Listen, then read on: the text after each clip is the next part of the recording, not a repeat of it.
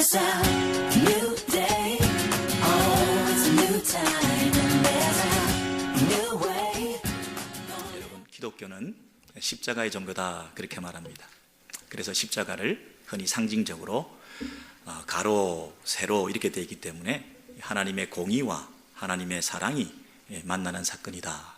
하나님의 공의와 하나님의 사랑이 만나는 사건이다. 그렇게 비유적으로 얘기하기도 하고, 또 그리고 수직적인 하나님과의 관계 속에서 하나님과의 깊은 교제, 그것을 중요하게 생각할 뿐 아니라 수평적으로 사람들과의 관계 속에서 이 하나님 나라가 어떻게 전파될 것인가, 이런 수평적, 수직적 관계를 설명하는 그런 도구로 흔히 십자가를 이야기하기도 합니다.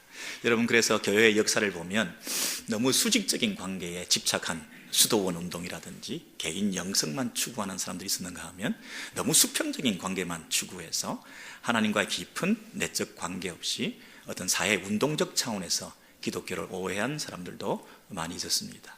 여러분, 오늘날 시대의 교회가 많이 욕을 먹고 있는 것은 이 수직적인 하나님과의 깊은 관계를 기초로 해서 이 수평적인 이웃을 섬기고 사랑하고 실천하는 이 일에 너무 등한히 하고 극단적인 한쪽에 치우친 이런 모습을 가졌기 때문에 영성도 없고 그리고 사회성도 없는, 하나님 앞에서도 칭찬받지 못하고 사람들 앞에서도 칭찬받지 못하는 이런 아주 우스꽝스러운 기독교로 전락하게 된지 모르겠습니다.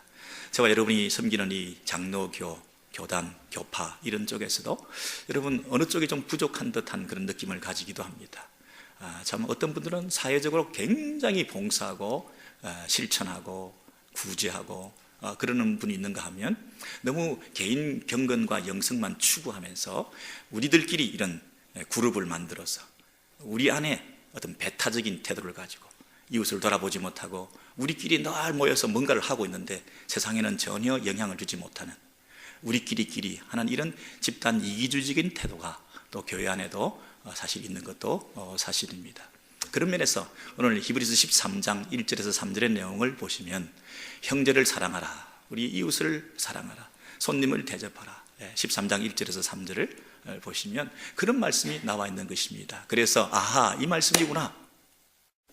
이 시대에 우리에게 꼭 필요한 말씀은 형제 사랑해라, 그리고 손님을 대접해라, 그리고 소외되고 병든 자들을, 학대받는 자들, 그리고 사회적 약자들을, 도시 빈민들을, 그리고 양심수들을, 감옥에 있는 사람들을 돌보면서 갇힌 자를, 학대받는 자를 우리가 잊지 마라.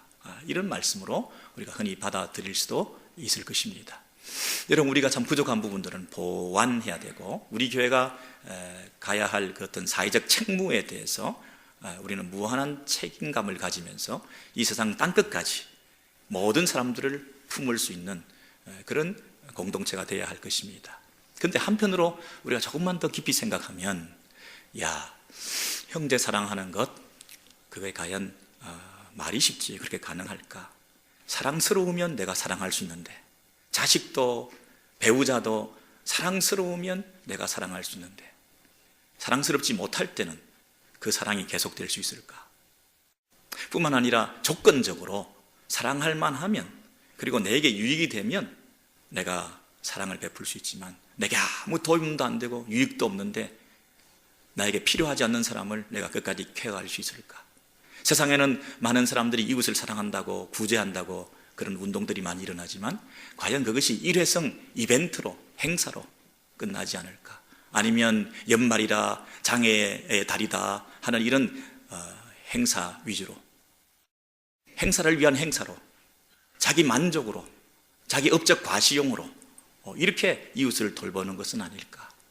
어떤 경우에는 자기가 죄를 짓고 하나님과 잘못한 것이 많은데 그것을 보상하는 차원에서 뭔가 다른 일에 그것을 잊으려고 몰두하는 차원에서 봉사하고 헌신하는 사람들은 혹시 없을까? 내 봉사와 헌신은 하나님 앞에 지은 죄를 반감시키고 또 내가 괴로운 그 양심의 문제를 해결하기 위해서 다른 일에 몰두함으로써 이 사역이 이용당하고 있지는 않는가? 내가 다른 사람을 섬기고 교회를 섬기고 형제들을 돌본다고 하면서 사실은 그게 굉장히 이기적인 태도로 오히려 하나님 앞에 더 범죄하고 내 진실된 그 본질적인 내 모습을 드러내지 못하고 감추고 가면을 쓰고 위선적인 행태를 계속하면서 이 봉사와 헌신이라는 명목으로 내가 잘못하고 있는 것은 아닌가, 이런 생각을 하면서 과연 이 기독교의 윤리, 성도가 형제를 섬기고 손님을 대접하고 그리고 소외된 계층들을 돌아본다고 하는 그 진정성이 과연 있는가, 이런 면에서 좀 회의적인 시각을 가지지 않을 수가 없습니다. 목회자로서 사역을 여러분들과 함께 해나가면서 이런 면에서 사랑해야 합니다. 손님을 대접해야 합니다. 그리고 사회적인 책임을 감당해야 됩니다. 이렇게 말을 할 때에 그게 이벤트성으로, 일회성으로, 행사를 위한 행사로 자기 만족으로 이렇게 하면서 목회를 하고 행정을 할 때는 없었던가 하는 그런 어떤 한탄과 자괴심이 드는 것이 사실입니다. 여러분, 그래서 이렇게들 다들 하고 있는데 과연 우리는 진정한 기독교의 윤리의 바탕에서 정말 그 형제 사랑하기를 계속해 나가고, 그리고 우리를 찾아오는 손님들을, 순회 전도자들을, 병들고 힘없는 자들을 향해서 우리는 얼마나 그들을 진심으로 대하고, 그리고 우리뿐 아니라 우리 밖에 있는 사람들을 향해서 우리의 시선과 관심과 우리의 발걸음을 돌릴 수 있을 것인가 하는 부분에서 이 어떤 내 안에 어떤 동력이 생기지 않을 때, 이것이 계속되지 않을 때, 일회성으로 그칠 때 우리는 좌절하고 낙심해서 속으로 많이 진통하면서 이건 왜 이러지? 처음에는 열심히 했는데 무슨 세미나나 무슨 모임이나 한번 이렇게 뭔가 인사이트가 있어가지고 그것을 적용해서 뭔가 해보려고 교회 안에서 막 뜨겁게 했다가 중간에 포기한 일들은 얼마나 많고, 슬그머니 꼬리를 감춘 그런 이벤트 사업은 얼마나 많습니까? 여러분, 그런 면에서 우리가 이 말씀을 조금만 더 자세히 보니까 여기에 무한한 엄청난 이 영적 진리가 숨어 있는 것을 발견하게 되었습니다. 우리 기독교인의 본질, 이 신앙인의 윤리의 어떤 그 에센스를 발견하면서 이거구나 하고 우리가 깨닫게 된 것이 있습니다. 오늘 그것을 잠깐 나눠보기를 원하는데요, 13장 1절을 다시 한번 보시면 그저 형제를 사랑하라 되어 있지 않고 형제 사랑하기를 계속하라 이렇게 되어 있습니다. 여러분, 형제 사랑하기를 계속하라, 이 말씀을 여러분 쉽게 아멘 할 수가 없습니다. 형제 사랑은 일회적으로 할 수 있습니다. 1년 할 수 있습니다. 그러나 형제 사랑하기를 계속하라. 처음에는 사랑스러운 형제였는데 여러분, 가장 친한 친구가 원수가 되는 것처럼 그 형제가 등을 돌리고 나를 실망하고 내 기대를 충족시켜주지 않을 때 더 그를 향한 원망과 불평은 생겨지면서 우리가 등을 돌릴 때가 있습니다. 근데 그를 향해서 형제 사랑하기를 계속하라. 아니죠. 저는 더 이상 못하겠어요. 나는 할 만큼 했어요. 너무너무 생각이 다른 것을 발견했어요. 어떻게 똑같은 일을 놓고 그렇게 다른 관점을 가질 수가 있나요? 이렇게 정치적인 견해가 달라가지고는 함께 얘기를 섞지 못하겠어요. 얘기를 괜히 했다가는 내가 상처만 받아요. 말 안 하는 게 좋아요. 내가 그분의 속을 알게 되었어요.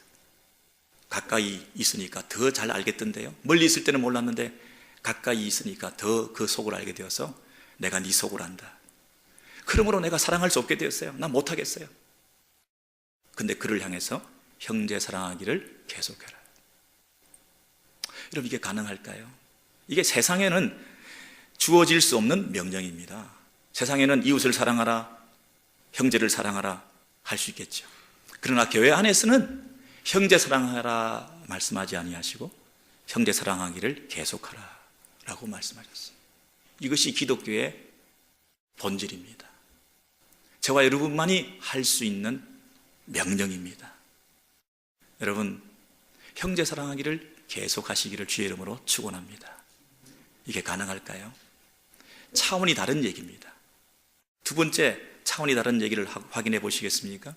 손님을 대접하라.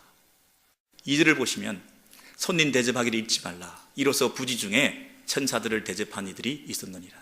여러분, 귀한 분, 가치 있는 분, 도움이 될 만한 분, 조건적으로 뭔가 보상을 받을 수 있는 분에 대해서는 우리가 얼마든지 대접합니다.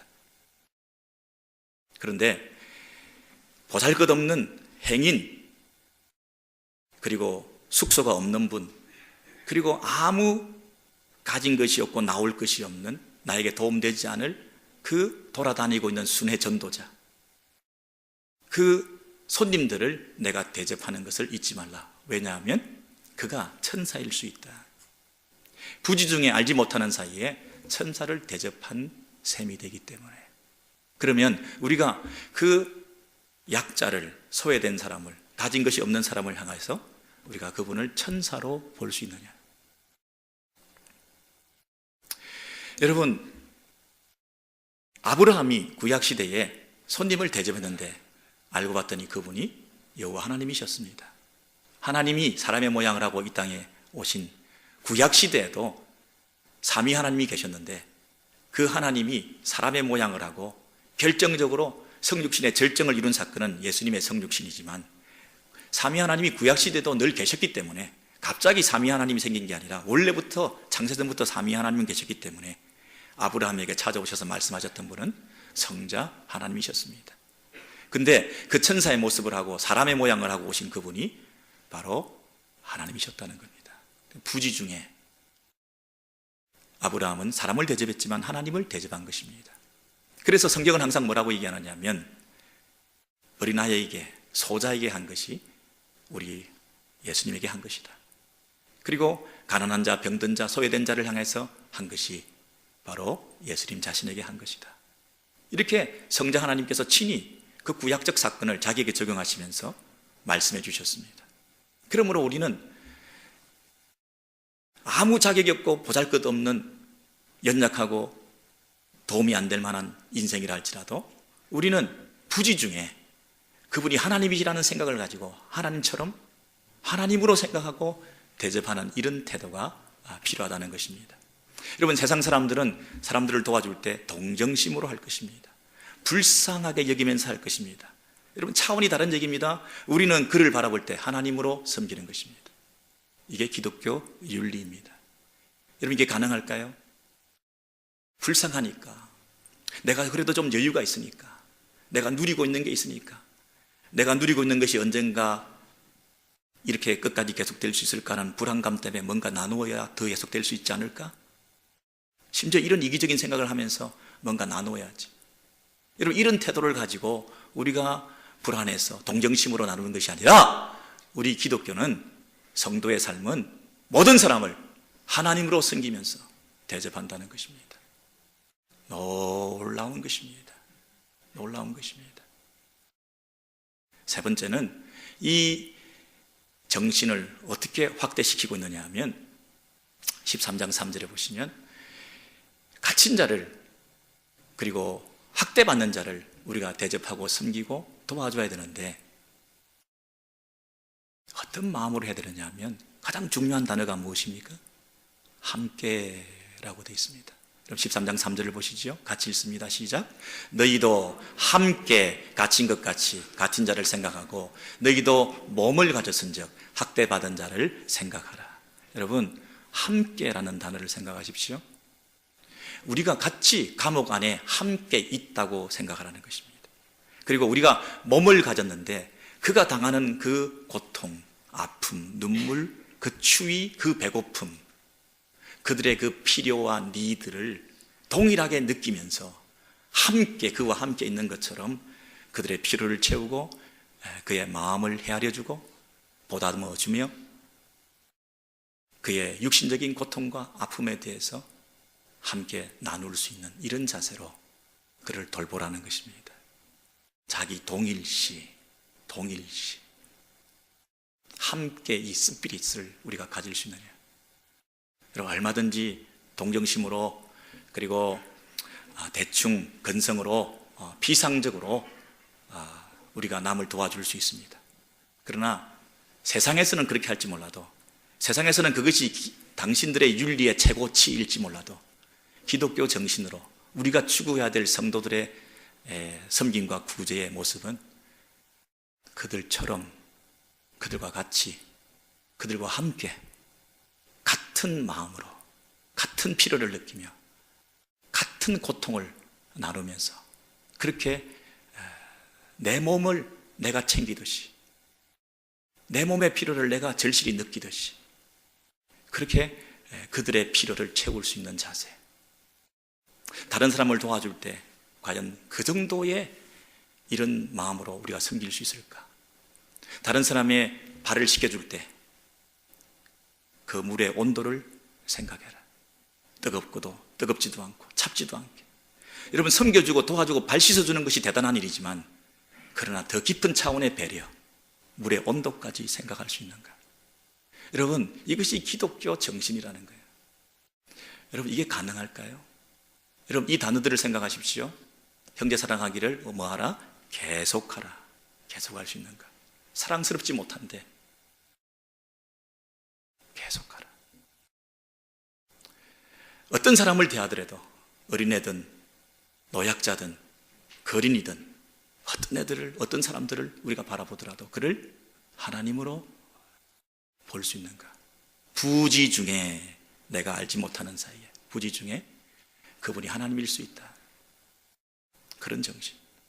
세 번째는 함께, 내가 그와 함께 있는 것처럼 그 필요를 진정으로 채워줄 수 있는가? 여러분, 이게 쉬운 일이겠습니까?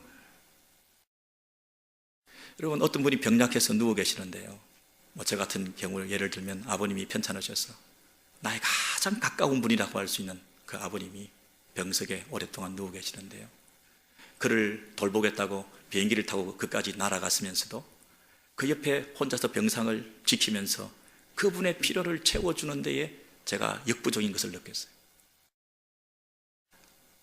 그분이 어떤 그 마음에 원하는 대로 제가 다 해드릴 수가 없는 것을 제가 생각하면서 너무너무 한탄스러웠어요. 좀 불편한데 어떻게 하면 좀 편해지실 수 있을까? 그분은 너무나 고통스러워서 밤잠도 이루지 못하고 그렇게 지내시는데 잠이 와서 죽겠는 거예요.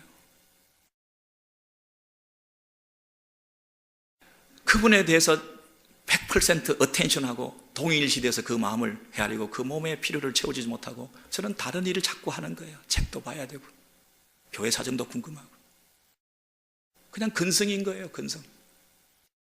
이렇게 그와 같이 된다고 하는 것이 이게 얼마나 어려운 일이겠어요. 이게 쉬운 일이 아니죠.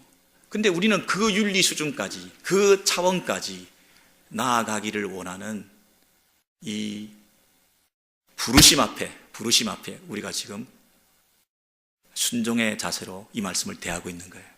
여러분, 세상에서는 이 말씀이 통할까요? 형제 사랑해라, 손님 대접해라, 갇힌 자를 돌아보라. 오케이, 그 정도 다 해요. 그 정도 안 하는 데가 어디 있습니까, 요즘? 그러나 여러분, 우리 교회 성도들에게는 뭐라고 얘기를 하냐면 형제 사랑하기를 계속하라. 함께 갇힌 자처럼 그들을 돌아보라. 여러분, 이게 가능한 일일까요? 하나님처럼 그를 섬기라. 여러분, 이것이 교회 안에서만 가능한 이유는, 그리고 우리가 이 명령을 이렇게 받았는데 이 명령을 받은 우리들은 이것이 가능하니까 주신 명령 아니겠습니까?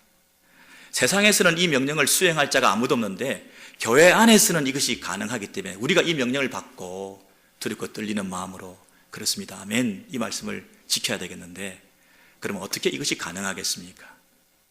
이것이 오늘 말씀의 핵심이라고, 오늘 제가 살펴볼 말씀은 바로 그 앞에 있는 12장 말미에 있는 말씀입니다.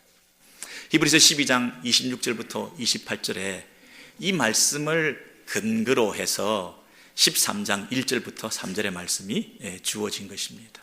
여러분, 이해가 되시죠? 13장이 갑자기 뚝 떨어져서 형제 사랑해, 손님 대접해, 뭐 이렇게 얘기하는 것이 아니라, 여러분, 형제를 사랑하고 조금 더 확대되어서 점층적으로 이제 찾아오는 손님들을 대접하고, 그리고 찾아오시는 분뿐 아니라 이제는 우리가 찾아가서 멀리서 소외된 사람들을 돌아보고, 점점 우리 안에 형제끼리 사랑하고 교회 안에 사랑이 넘칠 뿐 아니라 찾아오는 사람들을 사랑하고 섬길 뿐 아니라, 그리고 바깥에 있는 사람들까지 찾아가서 우리가 섬겨야 된다고 하는 이런 확장성을 가지고 하나님께서 우리에게 이 명령을 주셨는데, 이게 첫 출발부터 형제 사랑도 안 되는 거예요. 무슨 형제 사랑을 우리가 계속하고 있나요? 싫으면 간도. 마음이 서로 다치고 생각이 다르니까 아예 눈에 보기도 싫고 이렇게 되는 것이 우리들의 한계인데 이게 어떻게 가능한가요? 어떻게? 그래서 처음부터 다시 한번 점검을 해보는 거예요. 그래서 12장에 보니까 이런 말씀이 주어진 거예요. 이제는 땅만 아니라 하늘도 진동하리라. 흔들리는 것들, 곧 피조물들을 없애고 흔들리지 않는 것들이 막 흔들리게 하는 이유는 피조물들이 다 흔들리는데 흔들리지 않는 것 하나가 있는데 그게 뭐냐면 흔들리지 않는 나라라는 거예요. 우리가 모든 것이 흔들릴 수 있는 것이 다 흔들리는 이 세상 가운데서 흔들리지 않는 것 하나가 있는데 그것이 흔들리지 않는 나라, 하나님 나라가 있다는 거예요. 우리가 그 하나님 나라를 받았기 때문에 그것이 우리에게 은혜예요. 그것이 우리에게 감사예요. 이것이 진정한 기독교인의 감사예요. 여러분, 흔들리는 것 아무리 많이 가지고 있어도 쓰레기더미예요. 그러나 흔들리지 않는 유일한 것 하나를 우리가 가졌기 때문에 이것이 우리의 감사의 이유예요. 이것이 진정한 감사예요. 기독교인이 정말 은혜 받았다는 얘기는 흔들리지 않는 것을 받은 그 감사의 표현이에요. 그래서 우리가 은혜를 받았어요. 여러분, 세상 것 아무리 많이 받아도 그 은혜 받은 거 아니에요. 흔들리지 않는 이 믿음을 가지고 흔들리지 않는 나라를 받았을 때 이것이 은혜예요. 그래서 이 은혜를 받은 사람으로서 이것을 가지고 은혜를 받자, 이로 말미암아 이것을 수단 삼아, 이거를 근거로 삼아, 이걸 원동력으로 삼아 우리가 할 수 있는 건 뭐냐면 경건함과 두려움으로 하나님을 기쁘시게 섬길지니 그랬어요. 잘 보세요, 여러분. 하나님을 기쁘시게 섬겨라 그랬어요. 하나님을 섬겨라 그랬어요. 여러분, 하나님을 섬겨라 해놓고는 13장에 바로 이어서 뭐라고 그러냐면 형제를 사랑하라, 손님을 대접하라, 갇힌 자를 돌보라, 그렇게 얘기를 했어요. 아니, 하나님을 섬기라 그러는데 하나님을 섬기는 구체적인 실천사항이 넘버 원, 하나님을 섬기려면 어떻게 교회 와서 기도하는 방법을 가르쳐주고, 어떻게 하나님 앞에 헌신하는 방법을 가르쳐주고, 어떻게 찬양하는 법을 가르쳐주고, 어떻게 교회 안에서 하나님을 섬기기 위해서 구제하는 방법을 가르쳐주고, 이 교회 안에서 행동 양식과 실천사항에 대해서 하나님을 어떻게 구체적으로 섬길까, 하나님을 기도하는 법, 하나님 앞에 찬양하는 법, 이 하나님 말씀을 듣는 법, 이걸 배워야 되는데 하나님을 섬기라 해놓고는 첫째, 넘버 원, 형제를 사랑하라, 손님을 대접해라, 갇힌 자를 돌보라. 하나님을 섬기라는 것이 뭐예요? 형제를 섬기라는 거잖아요. 하나님과 형제를 동일시했잖아요. 하나님을 섬기라 해놓고 이웃을 사랑하라고 그랬잖아요. 여러분, 손님이 하나님이고 형제가 하나님이고 우리 갇힌 자가 하나님이라는 거예요. 여러분, 그런 면에서 우리는 혹시 가능할 수 있을지 모르겠어요. 우리 옆에 있는 영혼들을 바라볼 때 하나님처럼 섬겨야 되겠구나. 성령께서 주시는 그 음성을 여러분 속에 들으시고 내가 결단할 수 있을지 모르겠어요. 이것이 성도의 유일한 윤리의 가능성이에요. 세상에는 없는 거예요. 그동안 내가 못하겠다고 했던 거예요. 그러나 오늘 이 말씀, 하나님을 섬기라. 그런데 그것이 첫 번째, 형제를 사랑하라. 네 형제가 하나님이다. 하나님을 대접하라. 이게 우리 마음속에 새겨지면 이제 우리의 신앙생활과 우리의 실천적인 삶의 어떤 그 진정성은 달라질 수가 있을지 모르겠어요. 이제는 모든 사람을 하나님처럼 섬겨야 되겠구나. 이게 기독교 윤리의 파운데이션이에요. 이 기초가 흔들려가지고는 여러분이 앞으로 그 위에 쌓는 그 어떤 봉사와 섬김과 구제와 돌봄과 사역도 사상 누각이 될 거예요. 여러분, 우리는 흔들리지 않는 나라를 받은 사람들이에요. 그러므로 흔들리지 않는 나라에 속한 하나님의 나라의 백성은 흔들릴 수가 없어요. 그러므로 내 안에 형제 사랑하기를 흔들리지 않고 지속할 수 있는 근거가 마련된 거예요. 내가 마음이 요동하고 흔들리고 그러면 내가 열심도 충성도 그리고 지속하지 못하고 중간에 포기하기 쉽고, 내 마음 하나 다스리지 못해가지고 내 하나 그 사랑하는 마음을 또 변개하면서 조석으로 바뀌면서 난 못해 내팽개치고, 하나님 앞에 헌신하고 결단하기로 약속했는데 1년도 못 가서 그만두고, 내 평생에 지속하면서 내가 봉사하고 헌신하겠다고 약속했으면서도 하나님 앞에서 그 약속을 헌신짝처럼 내번져 버리고, 이 요동하는 마음, 이 내 마음은 나도 몰라, 이렇게 살 수 있는 이 가능성이 있는 농후한 저와 여러분들이 일평생 하나님 앞에서 흔들리지 않는 삶을 살아갈 수 있는 이유는 뭐냐면 흔들리지 않는 나라에 속했기 때문이에요. 지속할 수 있는 근거가 뭐라고요? 내가 흔들리지 않는 나라에 속한 하나님의 흔들리지 않는 믿음을 가진 흔들리지 않는 백성이 됐기 때문에 나는 흔들리지 말고 힘써 여호와의 일에 힘쓸 수 있는, 형제 사랑하기를 지속할 수 있는 그 어떤 환경과 조건이 바뀐다 하더라도 내가 이 땅에 이 모든 피조물들이 흔들리지만 나는 하늘에 흔들리지 않는 나라에 속한 사람들이기 때문에 이 세상 천지가 흔들린다 하더라도 나는 흔들리지 않는 그 하늘의 영제가 속한 자들이기 때문에 나는 흔들리지 않는 믿음을 가지고 흔들리지 않는 그 나라의 백성의 태도와 품성을 드러내고 그 흔들리지 않는 나라를 위한 헌신과 내 인생을 바치는 삶을 지속해 갈 수 있는 것이라는 거예요. 그래서 나는 흔들리지 않아요. 그러므로 형제들아, 경고하며 흔들리지 말며 힘써 주의 일에 힘쓰는 자들이 되라. 이 말씀이 아멘으로 받을 수가 있는 거예요. 형제 사랑의 길을 계속하라. 흔들리지 않을 수가 있어요. 뿐만 아니라 하나님을 섬기되 어떻게 하라고요? 기쁘시게 하라 그랬어요. 기쁘시게. 여러분, 기쁘시게 영어 표현을 보세요. 받아들일 수 있도록, 하나님께서 흡족할 수 있도록, 흡족할 수 있도록 하나님 마음을 시원케 해드리는, 그래 바로 그거야. 그거. 여러분, 필요를 채워준다고 하는 것은 함께 동일시되어서 그 마음과 그 몸이 정말 어디까지, 얼마만큼, 어떻게 그분의 그 아픔과 눈물을 어루만지고 닦아줄 수 있는 그들의 자리에까지 그 성육신의 정신으로 자기 동일시의 마음을 가지고 그들과 함께 정신을 가지고 우리가 섬길 때에 그 상대방이 흡족하다, 기쁘다, 위로가 된다. 여러분, 참 어떤 자식은 부모의 마음에 흡족한 사람들이 있어요. 이 자식이 와서 내 옆에 병간호를 하면 내가 편하다.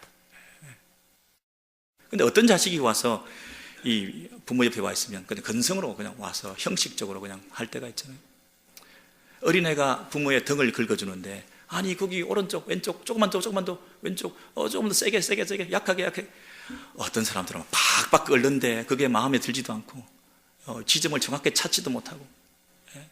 여러분, 그 필요를 정확하게 채운다는 것은, 그 마음을 시원케 한다는 것은 쉬운 일이 아니에요.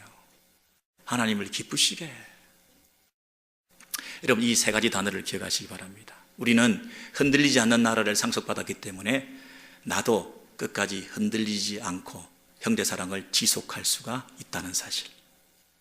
두 번째는 하나님을 섬겨라 해놓고는 바로 12장에 결말을 내고 13장에 형제를 사랑하라, 손님을 대접하라, 갇힌 자를 돌보라. 그러니 바로 하나님을 섬기는 것이 그 형제를 섬기는 것이니까, 그 형제를 바라볼 때 하나님처럼 바라보러 가는 것이 성경적인 가르침이니까, 그렇구나, 부족하고 못나 보이는 사람도 내가 하나님처럼 섬겨야지.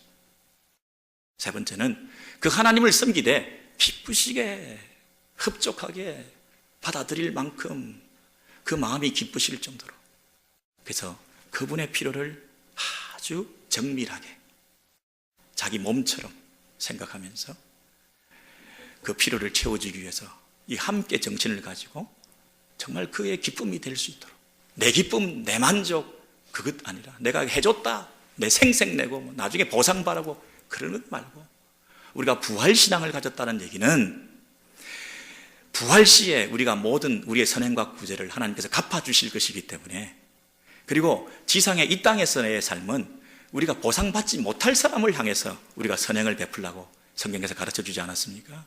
이 땅에서 주고받고 다 갚고 하면 남는 게 뭐가 있어요? 근데 이 땅에서는 내가 약한 사람들, 부족한 사람들, 없는 사람들을 도와주면 그들이 우리에게 갚을 수 있는 능력이 없으니까 그것은 우리가 부활할 지에 다 갚게, 하나님으로부터 되돌림 받게 되는 거 아니겠어요?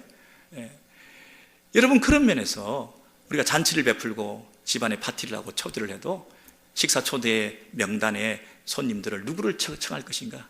이 사람 부르면 도움 되겠지, 이 사람 부르면 다음에 나를 청해 주겠지, 이 사람 부르면 나한테 장례 때 무슨 부조를 해 주겠지, 이 사람은 옛날에 나를 불러줬으니까 나는 또 불러야 되지. 이런 조건적인 기벤테이크가 아니라 성도들은 적어도 받을 자격이 없는, 돌려받을 수 없는 사람들을 상대로 우리가 도와주면 오히려 그것이 마지막에 부활 시에 하나님께서 다 갚아주시는 것이 된다는 그런 차원에서 약하고 부족하고 흠없는, 문제 많은 사람들을 우리가 하나님처럼 대접하고 섬기는 이 정신은 이 기독교인의 당연한 모습이라는 거예요. 여러분, 이런 태도를 가지고 우리가 신앙생활을 해야 되지 않겠습니까? 여러분, 히브리서 1장부터 12장까지는 교리적인 거예요. 그 교리의 결론이 뭐예요? 13장이에요. 여러분, 히브리서 1장부터 12장은 뭐냐면 모세보다도 탁월하신 예수 그리스도, 그리고 인간 대제사장들, 그들보다 탁월하신 참 대제사장이신 예수 그리스도의 제사의 완전성을 말하는 거예요. 그리고 동물 피보다 더 탁월하고 유일하고 우월한 예수 그리스도의 피. 그러므로 이 예수 그리스도의 피값으로 예수 그리스도가 대제사장이 되셔서 단번에 한 번에 영원한 우리의 죄 속죄를 이루어주시는 그 구원의 반열에 서게 된 하나님 나라의 백성된 자들아, 이제 너희들은 어떤 윤리를 가지고 살아야 될 것인가? 히브리서 11장은 구약의 성도들을 쫙 읽어가면서 그들은 믿음으로 이렇게 살았다는 거예요. 구약의 성도들도 예수 그리스도를 바라보고 예수 그리스도를 믿는 믿음을 가지고도 이렇게 살았는데, 이 하나님 나라를 이미 상속받은 예수의 피값으로 네가 구원받은 이 하나님 나라를 우리가 누리고 있는 자들이, 우리가 보여야 될 윤리는 어느 수준이냐? 그냥 형제 사랑이냐? 형제 사랑하기를 지속하라. 그들과 함께 있는 것처럼 그들의 필요를 채워주라. 여러분, 이런 고상한 새로운 공동체, 신약 시대 뉴 소사이어티를 꿈꾸면서 세상에는 없는 새로운 공동체, 이 교회의 진정한 정체성과 본질을 회복하는 교회, 그냥 이민 사이에 서러움을 달래주고 서로 헤게모니 싸움을 하고 누가 잘났다 못났다 주도권 경쟁을 하면서 교회의 경조사나 챙겨주면서 소속감이나 달래주는 이런 개토처럼 모여서 덩그러니 자기들의 어떤 모습으로 살아가는 이런 많은 교회들이 아니라 정말 하늘의 본질을 드러내는, 세상에서는 감히 찾아볼 수도 없는 그 윤리의 고상한 수준까지 형제 사랑을 실천하고 이웃을 대접하고 병든 자들을 정말 마음을 다해서, 세상 사람들도 친절과 감동을 주는데 그 섬김에 있어서 배려하면 교회에서는 정말 그렇게 피상적이고 경박스럽게 그렇게 구제하고 봉사해서 어떻게 감동을 줄 수 있냐, 어떻게 복음을 전할 수가 있냐, 그 디퍼런스를 만들지 못하면 어떻게 교회가 존립 근거가 있냐. 세상을 향해서 우리가 뭐 다른 것을 보여줘야 되는데 그 다름이 뭐냐? 13장 1절 2절 3절에 계속하라, 그리고 함께 그 정신을 회복하는 거예요. 부지 중에 손님을 하나님처럼 대접하는 그 정신을 가지고 그 틈새를 우리가 놓치고 소홀히 하면서 그냥 대충 형제사랑, 이웃사랑, 교회 행정, 교회 목회 이렇게 할 때에 교회가 세상으로부터 조롱거리밖에 더 되지 않겠습니까?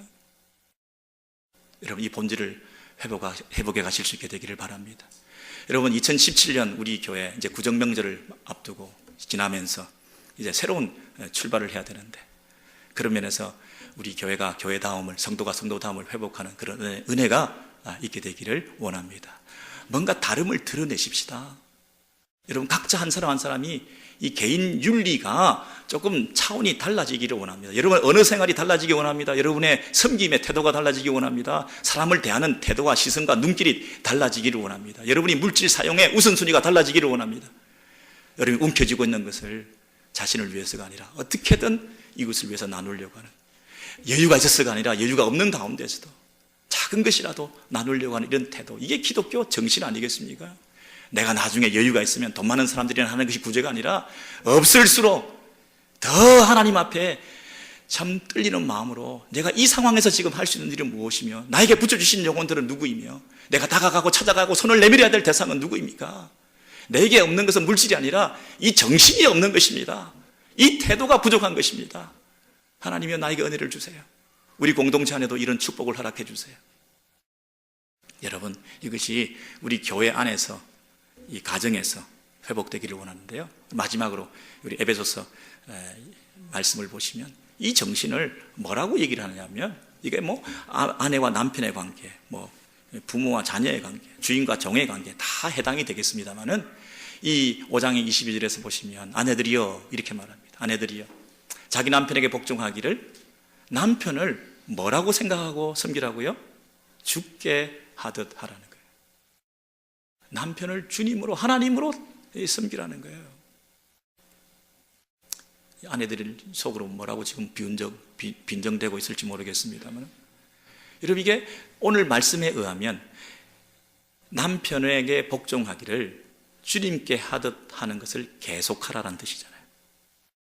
여러분, 처음에는, 초창기에는, 신혼초에는 뭐 사랑스럽기도 하고, 정말 뭐 경제 능력도 있고, 잘생겨 보이기도 하고, 뭐 자기 눈이 뒤집혀가지고, 그렇게 남편을 하나님처럼 그렇게 섬기기도 했겠죠. 근데 이제 뭐 갱년기가 지나고, 뭐 호르몬 체인지가 생기고, 남편 보니까 너무 쭈글쭈글하고, 능력도 없고, 경제력도 없고, 뭐 고집도 세지고, 잔소리만 많아지고, 이런 남자들 볼 때, 아이고, 정말 없는 게 낫겠다 싶을 정도로 이 남편이 정말 거추장스럽고, 안 떨어지고, 어디든지 쫄쫄 따라오고, 이런 남자들을 보면서 여러분의 마음속에 남편 사랑하기를 계속하라. 죽게 하듯 계속 섬기라. 이게 불가능하잖아요. 될 수가 없잖아요. 세상에서는 못하겠다고 지금 더 난리잖아요. 여러분, 세상 사람들이 그렇게 살아간다 하더라도 그런 풍조에 휘말리지 말고, 교회 안에서는, 예수 믿는 아내들은 그 보잘것없는 남편을 사랑하기를 계속하라는 거예요.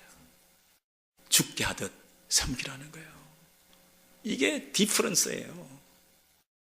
여러분, 예수쟁인 아내들이 세상에 나가서 믿지 않는 친구들한테 어울려가지고 같이 남편 욕하고 있고, 그게 무슨 예수를 드러내는 성도의 삶입니까?